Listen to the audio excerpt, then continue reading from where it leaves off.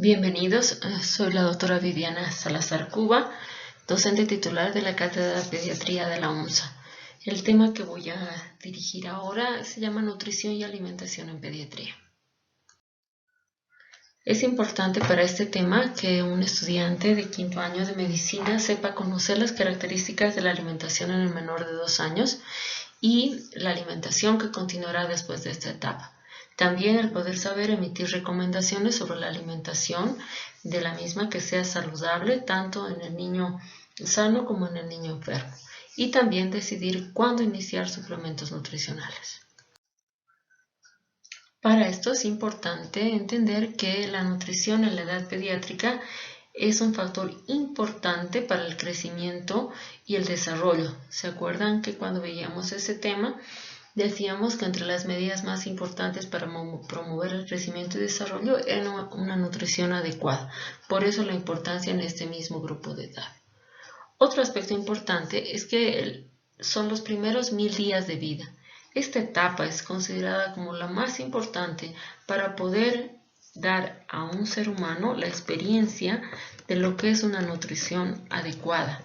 Por tanto, esto comienza incluso dentro de la vida intrauterina y se continúa hasta los 2 años de edad. Finalmente, saber que el potencial genético de un futuro de una persona se alcanza cuando logra su mayor expresión física, social e intelectual, y la nutrición por sí misma es parte fundamental para lograrlo. Es bueno saber a qué nos referimos cuando hablamos de requerimientos nutricionales. Para esto es necesario que ustedes sepan que el ser humano tiene, por ejemplo, esta composición corporal. Gran parte de su cuerpo es agua, una parte son grasas, proteínas, carbohidratos, minerales y vitaminas. Estos son los componentes del cuerpo humano. Entonces, es bueno saber que esos componentes se clasifican en nutrientes no energéticos como el agua y el resto son energéticos, donde están las proteínas, las grasas y carbohidratos denominados macronutrientes, y los micronutrientes que van a ser los minerales y las vitaminas. El cálculo o lo que son los requerimientos nutricionales diarios son la cantidad de nutrientes que se necesita, uno para el funcionamiento del organismo, es decir, su respiración, la frecuencia cardíaca, mantener esa temperatura. Una de esas características es esa, que los requerimientos nos permitan llevar a cabo el funcionamiento del organismo, pero que también nos permitan hacer actividad física. Si es un deportista, es un adolescente, es un recién nacido, cada uno tiene características especiales de sus requerimientos. Y finalmente, saber que los cálculos de requerimientos son complejos, existen muchas fórmulas, tanto para mujeres, para varones, también hay cálculos de acuerdo a la edad del paciente, cálculos de acuerdo al sexo. Sin embargo, en este capítulo preferimos no hablar respecto a fórmulas de cálculo y simplemente aclarar que las recomendaciones nutricionales que vamos a dar para cada grupo de edad van a garantizar el poder cubrir los requerimientos nutricionales de cada niño. Vamos a poner un poco de énfasis en lo que es, por ejemplo, requerimiento diario de micronutrientes. En este punto quiero mostrarles, por ejemplo, que vamos a hablar del calcio, hierro, zinc, vitamina A y vitamina C como los minerales y vitaminas más relevantes en los cuales uno tiene que poner mayor detalle. En el caso del calcio, imagínense lo importante que va a ser a nivel de la adolescencia tanto en varones y en mujeres.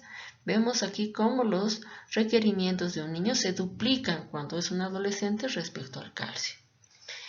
En el caso del hierro, vemos aquí una gran diferencia, por ejemplo. Si nosotros nos damos cuenta, el requerimiento de hierro en mujeres adolescentes es mucho más importante que en el resto de la vida. Entonces, seguramente está relacionado con que ya comienza la edad fértil. En esta edad necesitamos que esa adolescente femenina tenga la cantidad de hierro suficiente por posibles embarazos y además comienza sus menstruaciones, que van a ser otras pérdidas que va a tener mensualmente. Por lo tanto, los requerimientos de hierro aumentan en ese grupo de mujeres adolescentes. En el caso del zinc, vemos igualmente cómo en la adolescencia duplica la cantidad de requerimiento en comparación a lo que era un niño.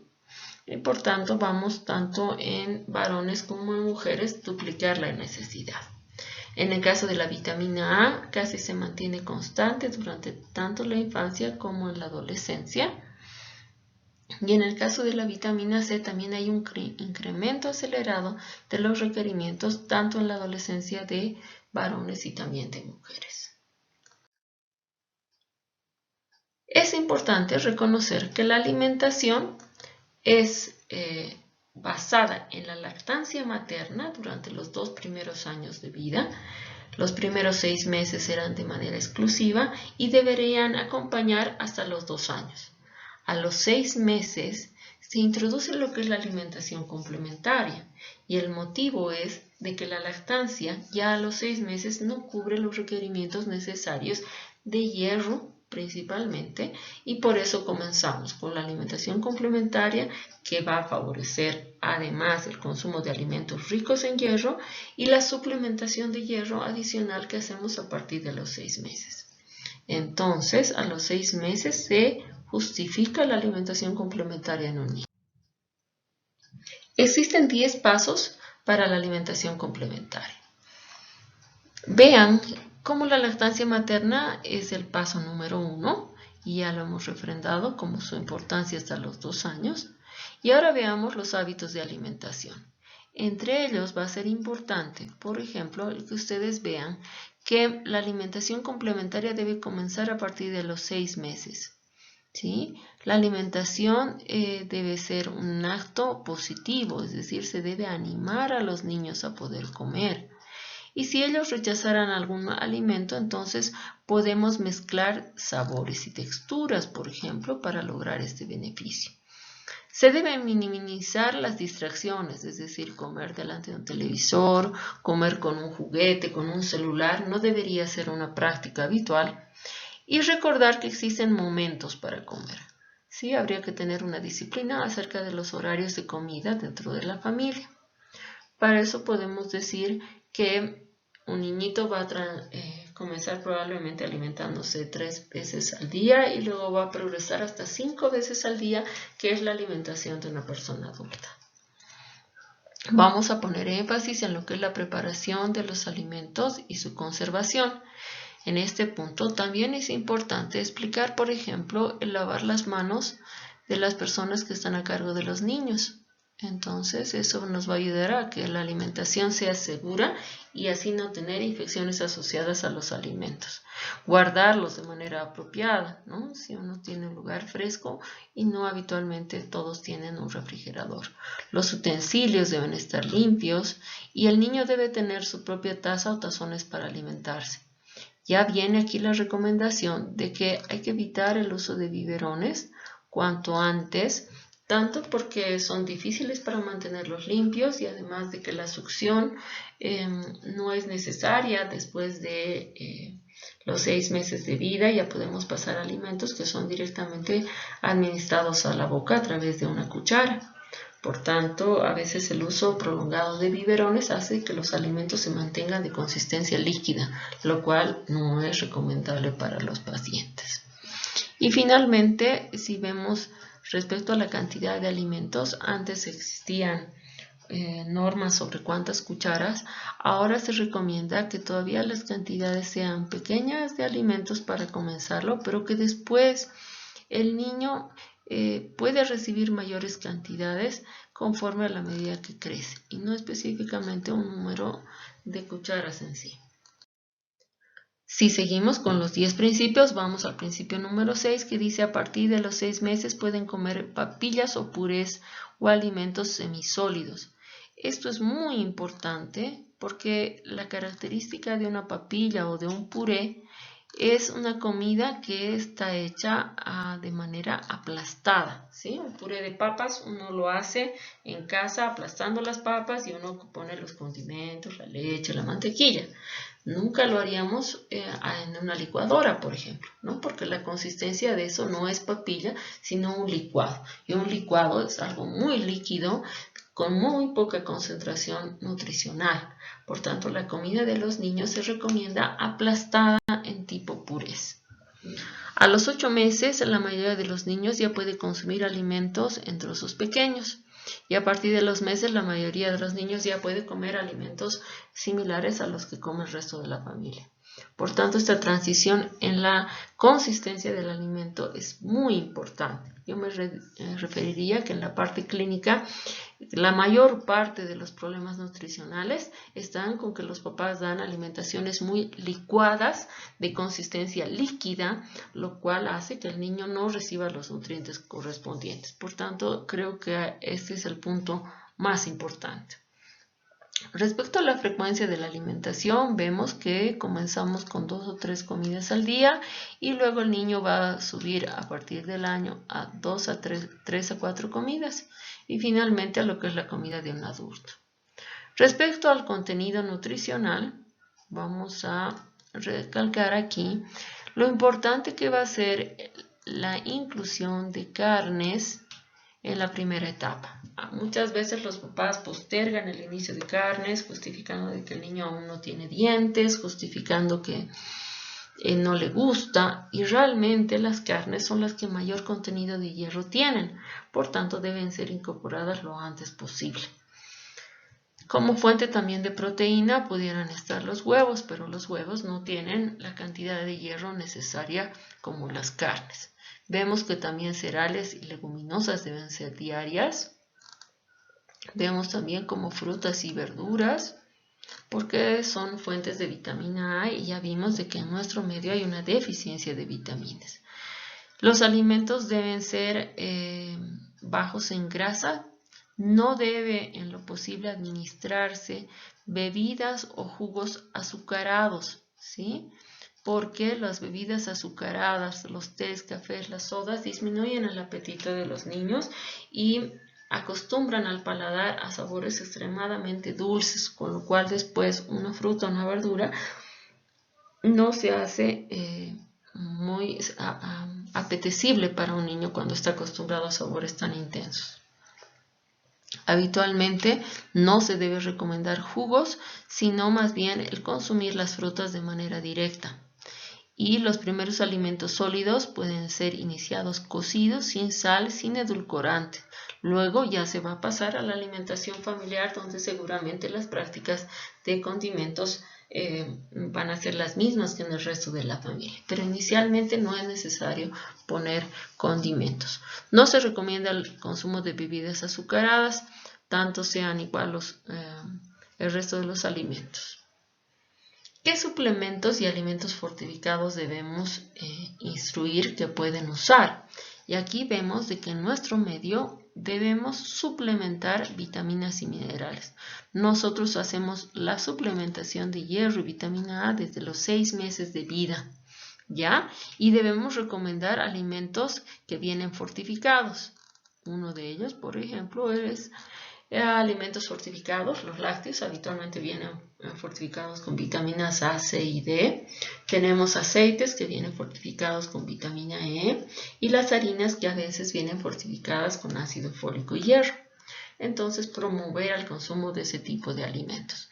En nuestro medio, también la sal viene fortificada con yodo y algunas con flúor.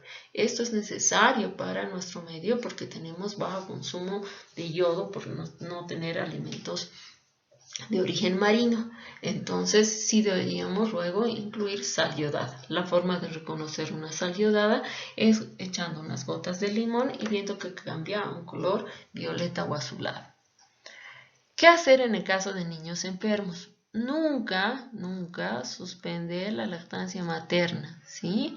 Por ningún motivo, ni en diarrea, ni así fuera una diarrea con intolerancia a la lactosa. La leche materna nunca debe ser suspendida, y menos cuando un niño está enfermo, porque seguramente el niño sí va a acceder a este como su primera opción. Si el niño mantiene un buen apetito, no se debe restringir ninguno de los alimentos durante la época que está enfermo. Y si hubiera disminución del apetito, se debe aumentar la frecuencia de los alimentos, ¿sí? Pueden ser suaves, variados. En esos momentos uno puede acceder a que sean los alimentos favoritos del paciente durante esa etapa, con tal de que no se quede sin comer. Y después de la enfermedad, obviamente podemos dar más frecuencia de lo normal y mejorar la calidad de nuestros alimentos. Estos 10 principios en la alimentación complementaria son muy importantes. Después de esta etapa, todavía debemos recomendar una alimentación sana. Y para eso la OMS nos ha puesto 5 parámetros a cumplir. Que la alimentación sea completa, equilibrada, suficiente, variada y adecuada para cada individuo. Completa, es decir, que contenga los macronutrientes y micronutrientes ya mencionados. Equilibrada significa que las cantidades de los alimentos deben tener una proporción correcta sin excesos. Suficiente, que sea para cubrir los requerimientos nutricionales de cada persona. Es decir, en los niños, además de solamente cubrir sus funciones de frecuencia cardíaca, respirar y todo, además debemos dar lo suficiente para promover su crecimiento y desarrollo. Debe ser variada, significa está bien, las verduras y las frutas son muy saludables, pero no solamente debería comer eso y es lo mismo todos los días, sino de que debería variar, incluso por las estaciones. Hay frutas que hay en diferentes estaciones y entonces debo variar de acuerdo a esas condiciones.